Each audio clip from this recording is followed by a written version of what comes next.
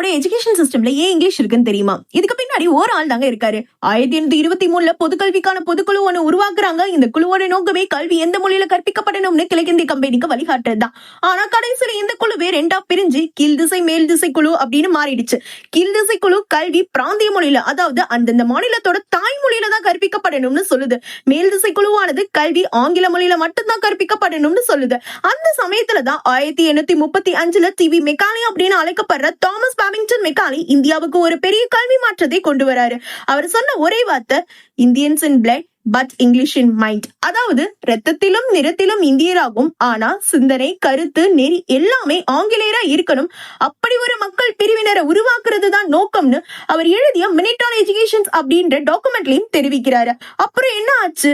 ஆங்கிலம் தான் அரசு வேலைக்கும் உயர்கல்விக்கும் அவசியமாவே மாறிடுச்சு. பிராந்திய கல்வி முறை கொஞ்சம் கொஞ்சமா பின்தள்ளப்பட்டுருச்சு. ஆனா ட்விஸ்ட் என்னன்னா, எந்த ஒரு மக்கள் பிரிவை உருவாக்கி அவங்களுக்கு கீழே வச்சுக்கணும்னு நினைச்சாங்களோ அதுவே கடைசியில அவங்களுக்கு பேக் ஃபயரும் ஆயிடுச்சு. ஆமாங்க, இந்த ஆங்கில கல்வி சிந்தனை தான் நமக்கு சுதந்திரம்னா என்னன்னு புரிய வச்சுச்சு. அதே சமயம் ஆங்கிலத்துல ஃப்ரீடம்னு கத்த வச்சுச்சு.